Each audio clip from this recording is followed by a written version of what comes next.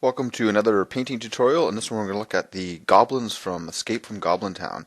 So here's the whole set of goblins. I didn't do the scribe because he had some of that wood stuff and I'll do him a little later. But basically I did these guys all pretty basic paint scheme, spending a little bit more time on the Goblin King. So here's the basic paints I used. These are the ones mostly suggested in the White Dwarf with the new Hobbit game releasing it.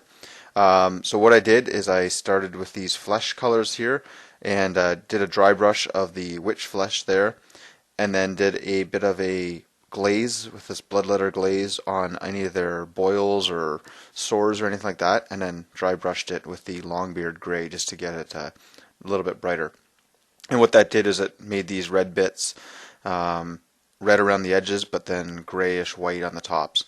Any of the metal bits on their weapons were done with these guys here in this order. So Leadbelcher, Newland Oil, Necron Dry Brush, and then Agrax Earthshade Wash. Any leather or straps or wood was all done with these ones here, so it's kind of a reddish brown. Did them all the same colors. And for any bone bits, these bones here, and then the eyes were done with Squig Orange at the very end. So here's walking through the Goblin King, sort of the colors I used. Didn't necessarily do them in these orders, in this order, sorry. But you'll see that as I go through the different painting stages next, sort of the work in progress ones. But this is just a quick cheat sheet, if you will, showing the different areas. So there's the goblin skin. And for the main goblins, I dry brushed the witch flesh, but the Goblin King, I tried to blend it a little bit, so I painted it on in layers. For metal weapons, so in this guy it's just that bit there. Cloth, use these bits. Just to note on this guy here, I did these heads and the wood with some Reaper paints just to make it look a little different. Spent a little bit extra time on the Goblin King, but the rest of the goblins, that's how I did them. Bone, use the Zandri Dush, Ushopti Bone, Screaming Skull. And the eyes, Squig Orange, and I used a little bit of Rhinox Hide just to do some little slits, some pupils, if you will, in the eyes. And that's it. For the bases, I used some of the GW basing compound and then just dry brushed it. Okay, so started out with a gray spray paint. You can tell that by the base there. So it's just kind of it's actually the same gray I used for my high elves, but anything will do. White would be fine as well. I just didn't want to use black because I was going to be painting on light colors. So here's that the flesh base on there, and so you can tell I just did it really quick. Got some everywhere, but you could, if you wanted to spray this on, that would be good as well. Then after that, I gave them all the quick wash. For the Goblin King, I placed the wash in all the shadow areas. Didn't paint it over everything. But that's generally what these guys look like. So did a really quick wash and it covered everything up. Starting to blend this guy here, so using the base color to kind of smooth out some of those edges. And I probably could have spent more time on these back ones. I have a hard time with those deep crevices. Same idea as my ogres, but that's okay. And I used a bit of the heavy metal medium to help thin the paints down for the blending.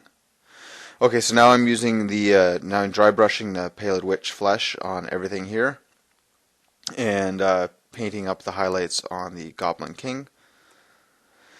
Once that was done, I went over with the Bloodletter glaze, and that's just straight out of the bottle on top of things. So I could have left it like that, but I wanted to bring the surfaces lighter again, make it look a little more natural, if you will. There's painting in all those sores on the Goblin King. And that's what the whole horde of them looks like now. So any sort of areas that look like they were swollen, some of the legs look like they're rotting, anything, those spots, I painted all those with the Bloodletter red. And then I dry brushed everything with the Longbeard gray dry compound. The Pixelati or whatever, the white one would have been good as well, but I used gray.